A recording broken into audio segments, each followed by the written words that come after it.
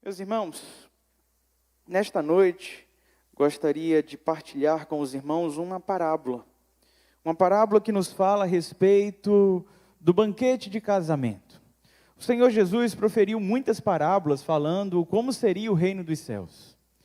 E nesta parábola que iremos meditar nesta noite, nos fala sobre 4 posturas que comumente as pessoas podem ter diante do convite do Senhor. Essa é uma parábola, à semelhança de muitas outras, que tem um mote muito simples. As parábolas de Jesus, normalmente, eram proferidas com realidades muito próximas daquelas pessoas que recebiam essas histórias. As pessoas estavam acostumadas a ouvir coisas parecidas. É bem verdade que a imagem que nós temos hoje é um pouquinho distante da mesma imagem que aquelas pessoas tinham naquela época. Então, vez por outra, quando nos deparamos com uma parábola, a gente precisa desassociar a imagem que nós temos dos nossos dias e tentar imaginar como era naquela época. Essa parábola, então, se encontra em Mateus capítulo 22. São os primeiros versos desse capítulo. O Senhor Jesus está ensinando por meio de parábolas.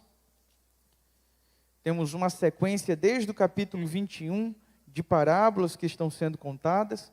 Nesta reta final do Evangelho de Mateus, o evangelista dedica esse tempo do seu evangelho para falar a respeito das perspectivas do reino vindouro, do reino dos céus, da vinda de Cristo Jesus, os sinais que antecedem. E nós percebemos dia após dia que esses sinais estão se cumprindo, percebemos dia após dia que esse dia do Senhor está chegando, e por isso eu e você precisamos estar preparados para esse encontro. E essa nossa reflexão de hoje nos aponta um caminho para que eu e você possamos estar preparados para esse encontro com o Senhor. Vamos ler o texto então. Mateus capítulo 22, a partir do verso 1, diz: Jesus lhes falou novamente por parábolas, dizendo: o reino dos céus é como um rei que preparou um banquete de casamento para o seu filho. Enviou os seus servos aos que tinham sido convidados para o banquete, dizendo-lhes que viessem, mas eles não quiseram vir. De novo enviou outros servos e disse: digam aos que foram convidados que preparei meu banquete, meus bois e meus novilhos gordos foram abatidos e tudo está preparado, venham para o banquete de casamento. Mas eles não lhes deram atenção e saíram, um para o seu campo, outro para os seus negócios. Os restantes agarraram os servos, maltrataram-nos e os mataram. O rei ficou irado e, enviando o seu exército, destruiu aqueles assassinos e queimou a cidade deles. Então disse a seus servos: o banquete de casamento está pronto, mas os meus convidados não eram dignos. Vão às esquinas e convidem para o banquete todos os que vocês encontrarem. Então os servos saíram para as ruas e reuniram todas as pessoas que puderam encontrar, gente boa e gente má. E a sala do banquete de casamento ficou cheia de convidados. Mas quando o rei entrou para ver os convidados, notou ali um homem que não estava usando vestes nupcial. E lhe perguntou: amigo, como você entrou aqui sem veste nupcial? O homem emudeceu. Então o rei disse aos que serviam: amarrem-lhe as mãos e os pés e lancem-no para fora, nas trevas. Ali haverá choro e ranger de dentes. Pois muitos são chamados, mas poucos são escolhidos. Vamos falar com o Senhor. Pai bondoso e querido, estamos diante da Tua palavra.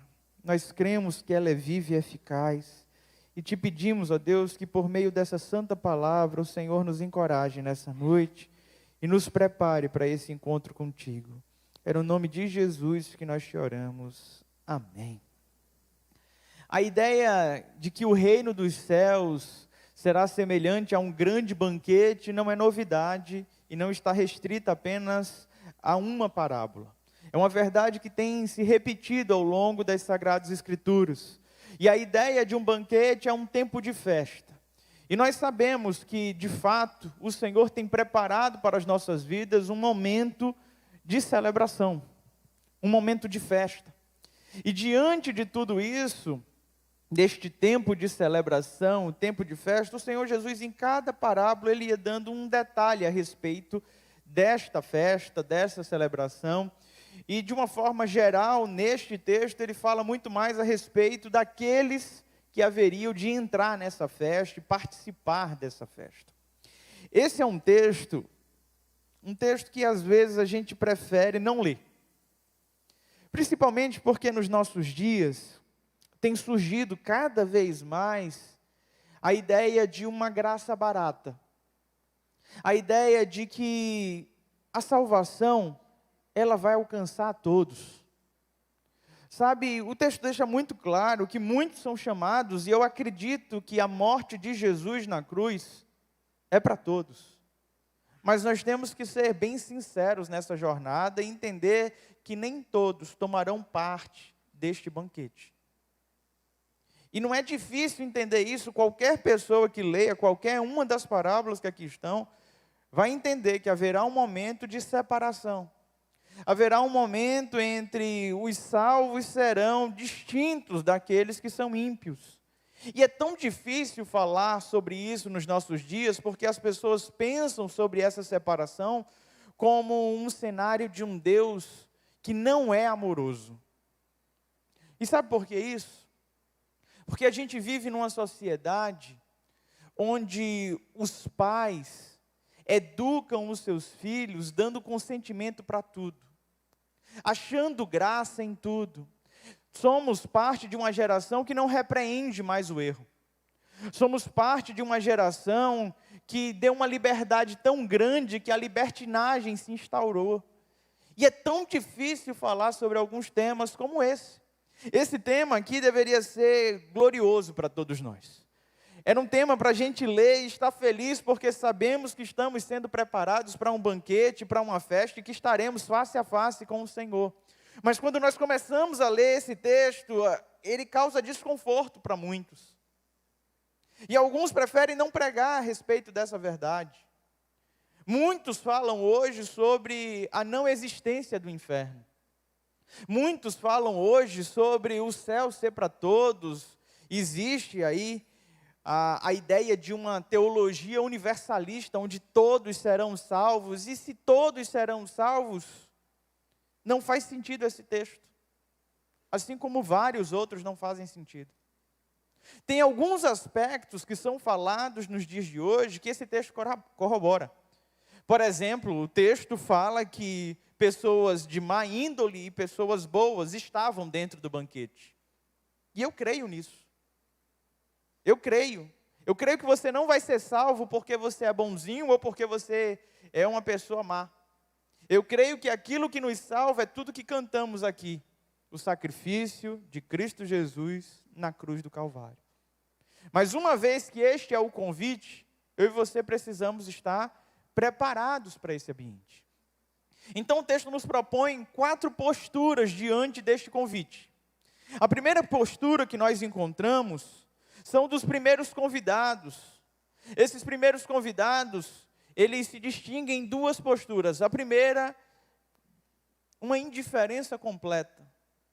Eles não fazem questão de participar desse banquete. Eles ignoram o convite. Eles ignoram a palavra. E talvez em algum momento da vida eu e você também tenhamos agido assim. Estávamos inertes a essa palavra, estávamos inertes à ação do Santo Espírito. As pessoas falavam de Deus, as pessoas falavam sobre o reino dos céus e a gente falava, tá certo, e a gente desviava a conversa e pensava sobre qualquer outra coisa. O texto vai nos falar que podemos sim ter uma postura de indiferença diante do convite. Você pode ter uma postura agnóstica, não é indiferente para você se Deus existe ou não. Você pode ter uma postura ateísta de simplesmente não acreditar nesse convite. É possível todas essas coisas. Mas o texto vai nos falar sobre mais um movimento de indiferença, que são aquelas pessoas que estão tão presas ao materialismo, ao consumismo, aos seus bens, aos seus sonhos, ao seu estilo de vida, que elas negam o convite do Senhor para o seu banquete, porque elas estão envolvidas com negócios demais aqui dessa terra. São aquelas pessoas que dizem, eu ainda sou muito jovem, eu tenho que conquistar tanta coisa na vida. Quando eu tiver mais velho, eu paro para prestar atenção sobre essas coisas. Sabe, o materialismo tem tomado conta de uma maneira tão forte de nós, que temos nos tornado indiferentes à palavra do Senhor. A gente está tão presos aos nossos projetos pessoais, que alguns até preferem que a vinda do Senhor possa ser retardada ainda mais, para que Ele realize os seus sonhos terrenos. Isso não faz nenhum sentido. Uma vez que você entendeu essa mensagem gloriosa, uma vez que você entendeu que há um reino eterno, onde não haverá mais dor, não haverá mais choro, uma vez que você entendeu que esse reino vai ser de bondade, que vai ser eterno, não faz sentido você se prender a nada desta vida. A nada desta vida. O apóstolo Paulo fala que nenhum soldado em serviço se embaraça com negócios dessa vida, antes ele tenta agradar aquele que o arregimentou. A caminhada do cristão tem que ser uma caminhada de desprendimento com as coisas desse mundo. Eu não estou dizendo que você não vai trabalhar, eu não estou dizendo que você não vai conquistar, eu estou dizendo que o seu coração não pode estar em nenhuma dessas coisas.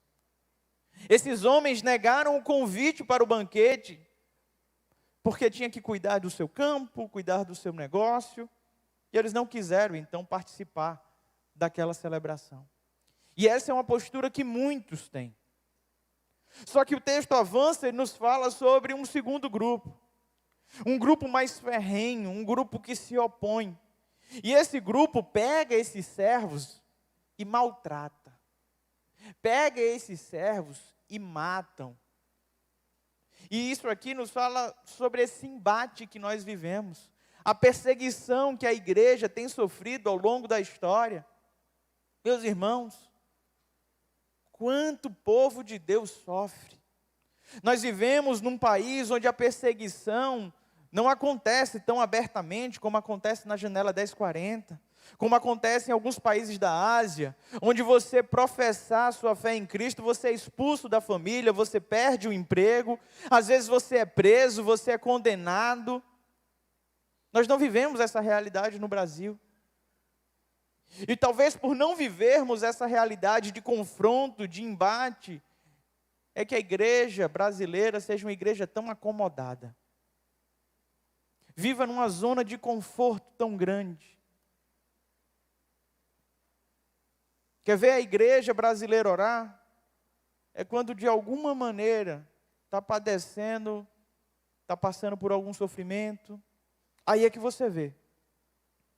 Não é uma crítica aos irmãos, mas basta vir um diagnóstico negativo, que a gente não falta um culto.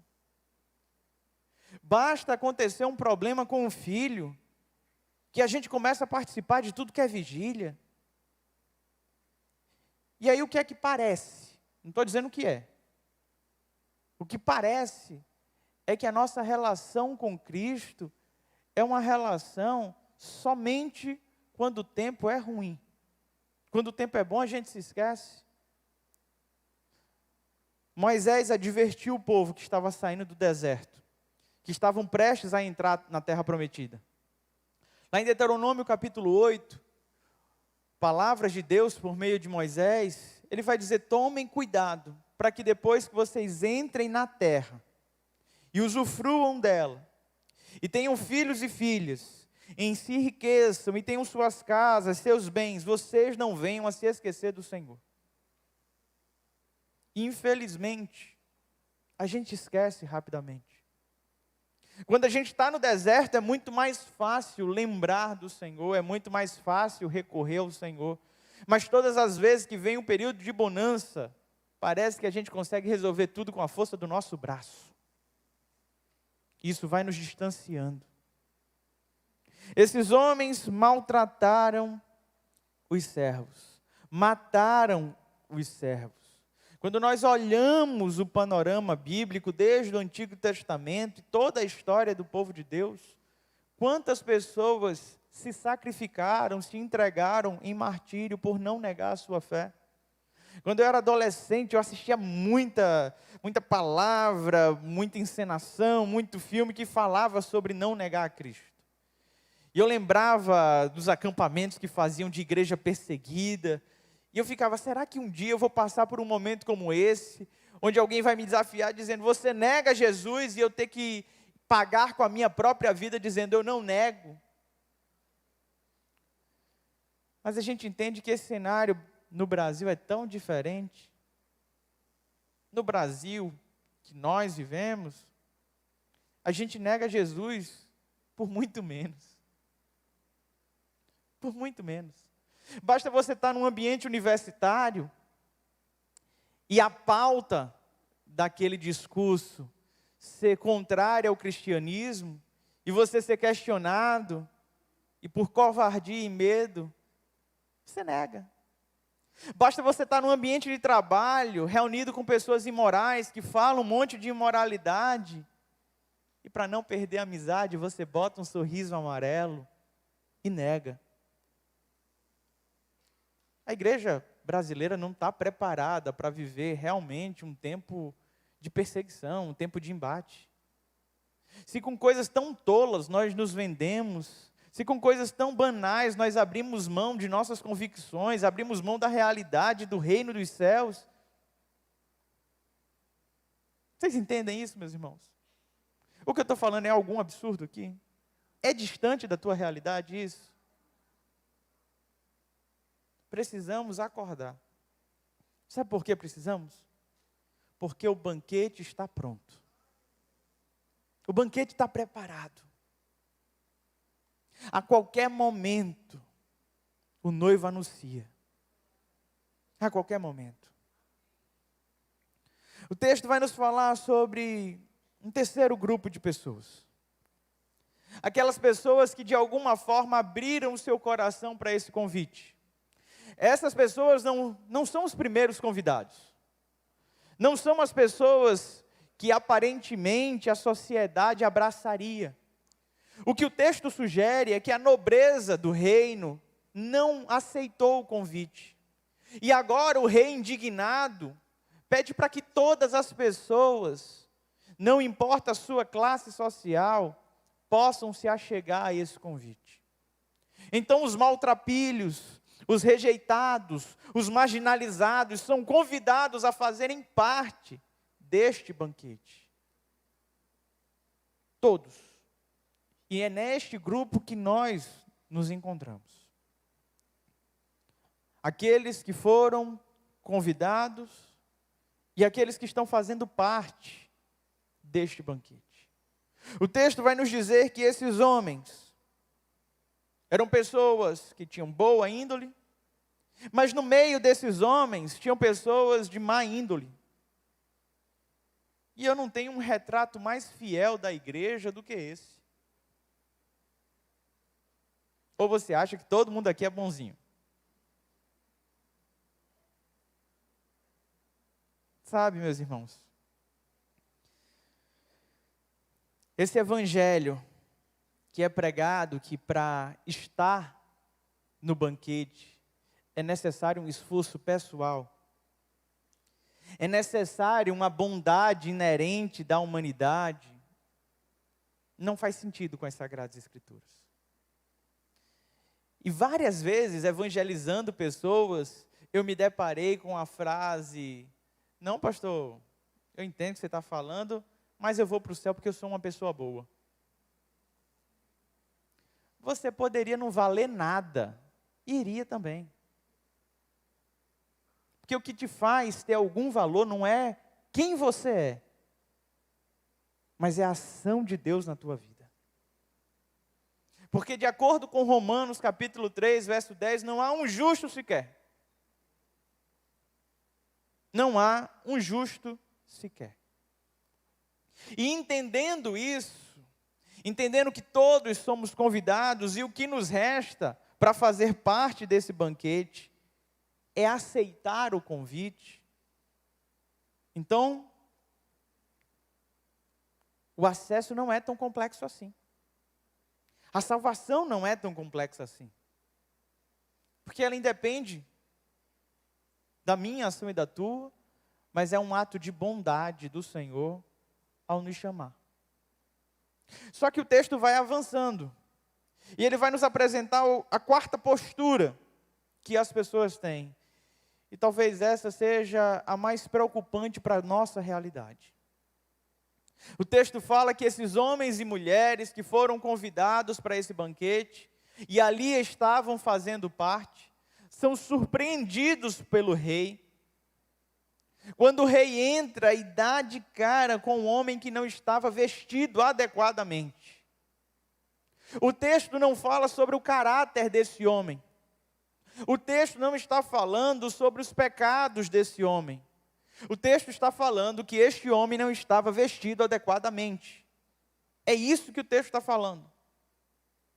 E a reação que esse rei tem, parece ser uma reação desproporcional, sejamos sinceros. O rei mandou vir todo mundo. Ele mandou vir todo mundo que estava nos becos, nas ruas, nas praças. E agora que essas pessoas estão no seu banquete, ele olha para um homem e diz: ei, por que você não está vestido adequadamente? E esse rei que se depara com esse homem que não está vestido adequadamente, ele não diz: traz roupas adequadas para ele. Ele não proporciona para aquele homem, neste estágio, uma oportunidade de mudança.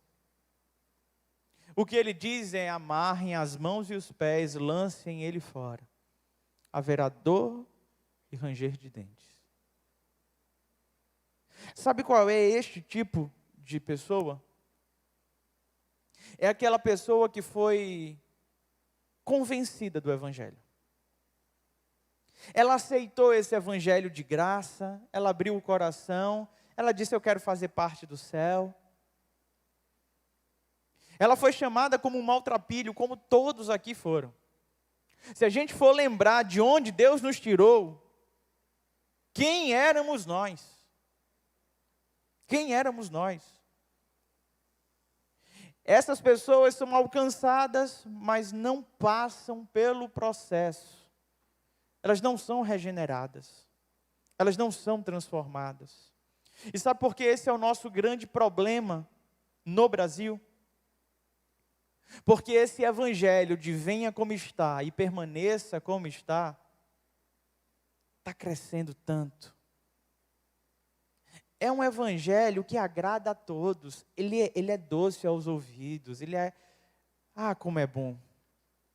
Como é bom ouvir que eu sou amado mesmo sendo malcriado. Como é bom ouvir que eu sou acolhido mesmo agindo de forma perversa. E alguns falam: pastor, mas essa é a minha condição. Deus vai me condenar por eu ser quem eu sou? Vai. Todos nós, presta atenção, todos nós somos condenados por sermos quem nós somos. Todos. Nós só somos salvos quando nos tornamos aquilo que Ele nos preparou para ser. Você consegue entender isso? Todos nós já estávamos condenados. Não é que vai haver uma condenação, já estávamos condenados por sermos quem somos. Sabe por quê? Porque quando eu e você fomos criados, nós fomos criados para espelhar a imagem de Deus. Eu e você fomos criados para que o mundo pudesse contemplar o próprio Deus. Mas de acordo com o nosso pecado, com a nossa transgressão, nós decaímos dessa graça. Algumas pessoas conseguem ver um vislumbre de bondade, um vislumbre do que é Deus, porque Deus partilhou aquilo que chamamos de graça comum. Eu e você amamos, eu e você temos misericórdia, tantas coisas eu e você fazemos que parecem com Deus. Mas ou eu e você nos permitirmos ser transformados por essa palavra, para nos tornar realmente quem Deus nos preparou para ser, ou nós não faremos parte realmente desse banquete. Naquele dia muitos me dirão, diz o Senhor: em teu nome curei, expulsei demônios, fiz isso, fiz. E a resposta do Senhor será: eu não te conheço. Porque o reino dos céus não se trata do que você fez. Se trata do que Deus fez em você. Meus irmãos, este homem está sendo condenado por não estar vestido adequadamente. Deixa eu te dizer uma coisa, que não está nessa parábola. O Senhor Jesus tem vestes brancas para te dar. O Senhor Jesus quer te vestir. Quer te fazer andar do seu lado, com vestes brancas, como ele diz em Apocalipse capítulo 3. Com dignidade, com cabeça erguida, por aquilo que ele fez por você. Mas todas as vezes que eu e você tentamos recorrer à força do nosso braço para alcançar uma justiça, nós caímos da graça. Nós caímos da graça. E todas as vezes que a gente quer dar um jeitinho para colocar no reino aquelas pessoas que amamos, a gente está só mentindo. A gente está enganando. O texto termina com a seguinte expressão: pois muitos são chamados, mas poucos escolhidos. Isso deve impactar o nosso coração. Chega de um evangelho água com açúcar. Chega de tentar agradar todo mundo com discurso. Sabe,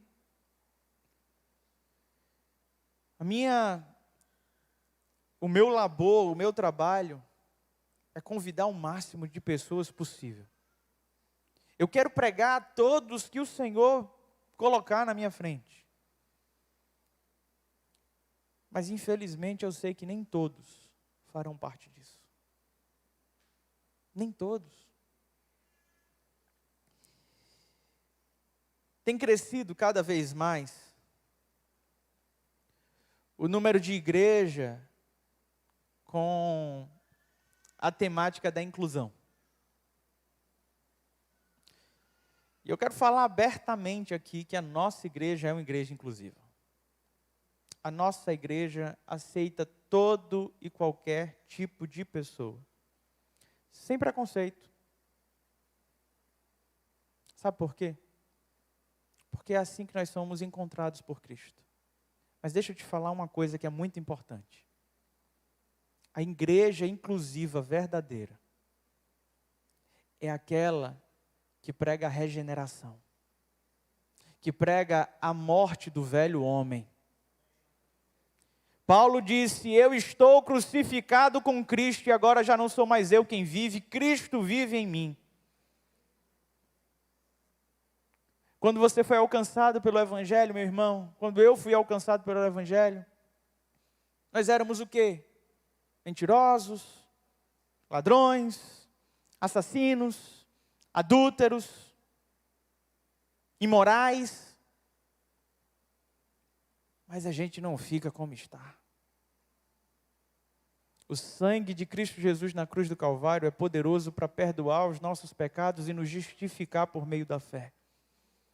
Mas a partir desse momento que eu e você somos justificados e crucificados com Cristo, o Senhor vem com o seu Santo Espírito e nos traz santidade. A caminhada do cristão começa no ato da conversão, com justificação e regeneração. Mas tem um longo processo que está sendo cortado, que é o de santificação. E sem santidade, ninguém verá a Deus. Ninguém verá a Deus sem santidade. Então, se de alguma maneira você está num lugar que diz: eu te aceito como você está e pode continuar assim para sempre, eles estão só te usando. Estão só te usando. E por mais que isso pareça confortar o seu coração agora, você sabe no fundo do seu coração o que Deus espera de você. Sabe por quê?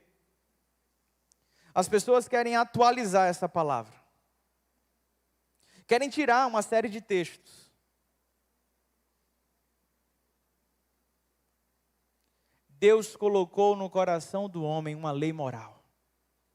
Não importa em que lugar do mundo você tenha nascido, você sabe o que é correto e o que não é correto.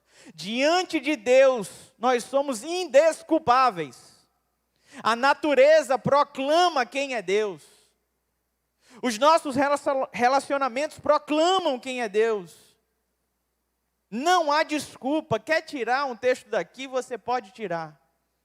Mas isso não vai mudar a realidade do teu coração diante do Senhor. A gente fica tentando se enganar, tentando amoldar o Evangelho a quem somos. Gente, a proposta do Evangelho já não requer esforço nosso. A proposta do Evangelho é eu estou te acolhendo do jeito que você é. Não importa a tua índole, não importa o que você fez, não importa a tua história. Eu estou te acolhendo. E quem é que está transformando? Você é santificado pelo seu esforço particular? É o Espírito Santo de Deus que imprime em nós a marca de Cristo. E por que não pregar isso?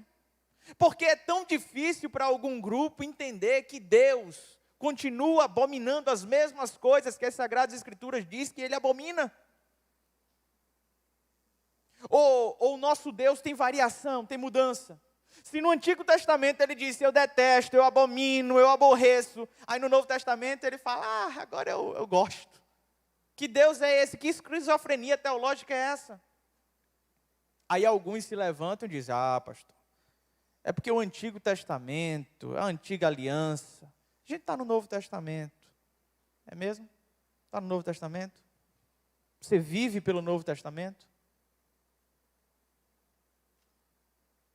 No Novo Testamento, o que é que aconteceu com Ananias e Safira? É Antigo Testamento isso?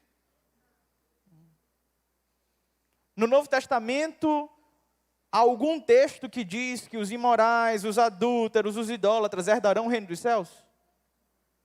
Não? Eu não sei que Bíblia é essa. Aí alguns falam, não, pastor, o que vale é os evangelhos. A gente lê o que aqui agora? Qual é o texto base da nossa reflexão? O Senhor Jesus está dizendo de uma forma bem clara, o banquete está preparado, o convite está feito, você pode se comportar como qualquer um desses convidados. Você pode ser o indiferente, você pode ser o materialista, você pode ser aquele que quer ir para o embate, que não concorda com nada, você pode ser aquele que até aceita ir, mas não está disposto a vestir as vestes. Mas a palavra está dizendo de uma forma muito clara. Muito clara. Muitos são chamados e poucos escolhidos. E essa palavra é uma palavra de autoexame. É uma palavra que a gente tem que olhar para o nosso coração, para a nossa postura e sabermos realmente onde é que estamos em Deus. Onde é que estamos em Deus? O banquete está pronto. Estamos às portas do banquete. Eu quero fazer parte desse banquete. E eu quero muito que você faça parte. E para isso, eu tive que me abster do velho homem. De vez em quando, a carne que milita contra o espírito quer voltar. Mas cabe a mim e a você alimentar o espírito. Se você deseja nesta noite viver no espírito, se você deseja nesta noite fazer parte desse banquete glorioso, receber do Senhor as vestes adequadas para participar disso, essa palavra é para você. Quero te convidar a fechar os teus olhos, curvar a tua cabeça.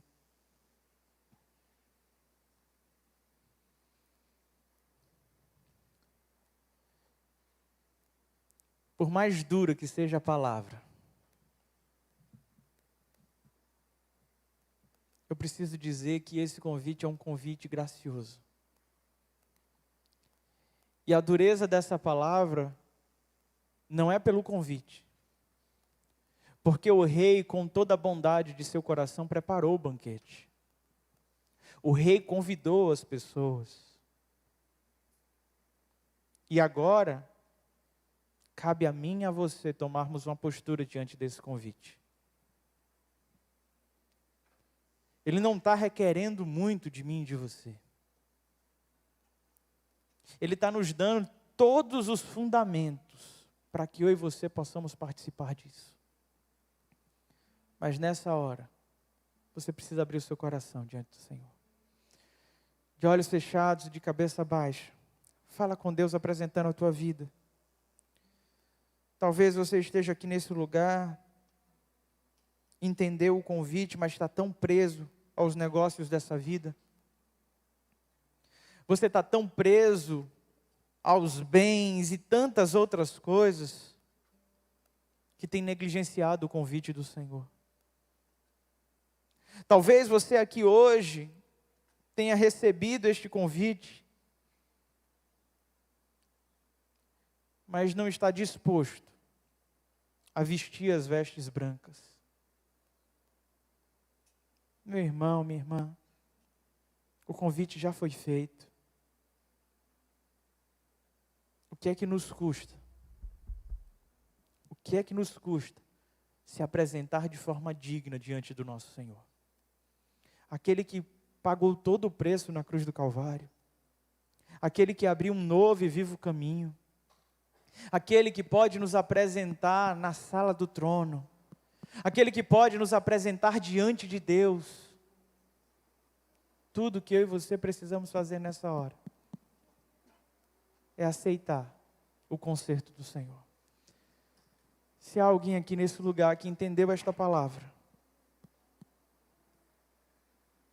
e hoje deseja aceitar esse convite, se reconciliando com o Senhor, porque entende que não estava vivendo de maneira digna deste banquete, ou se há alguém nesse lugar que não se sentia parte deste banquete, mas que hoje, entendendo esta palavra, deseja fazer parte, eu quero orar por você. De olhos fechados, de cabeça baixa, fazendo um autoexame no teu coração. Se nesse autoexame você entende que não está nos caminhos do Senhor e precisa se reconciliar com Ele, ou se você entende que precisa aceitá-lo porque você nunca fez isso na sua vida, eu quero orar por você. Alguém nessa condição, faz um sinal com a sua mão, que eu quero orar por você nessa hora. Você não precisa se envergonhar.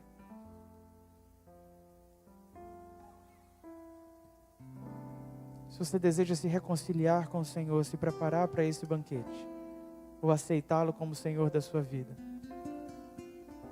não se incomoda com quem está do seu lado. Estamos de olhos fechados, de cabeça baixa. E nesse momento, o Espírito Santo de Deus fala ao teu coração. Se você deseja participar deste banquete, Deus te abençoe. Deus te abençoe. Deus te abençoe. Deus te abençoe. Deus te abençoe. Pode baixar sua mão. Há mais alguém nesse lugar que deseja Deus te abençoe. Deus te abençoe. Deus te abençoe. Deus te abençoe. Deus te abençoe. Glória a Deus. O banquete está preparado. A festa está pronta. Você é convidado. Cabe a mim e a você vestirmos a melhor roupa e nos apresentarmos diante de Deus. Há mais alguém nesse lugar que deseja entregar a sua vida a Jesus, se reconciliar com Ele? Faz um sinal com a sua mão. Não se envergonhe. Esse é um momento teu com o Senhor. Oh, meu amado irmão e irmã, que alegria. Sabe, esse é um momento que os números não importam. Sabe por quê? Porque o texto que a gente leu disse de uma maneira muito clara. Muitos são chamados, mas poucos são os escolhidos.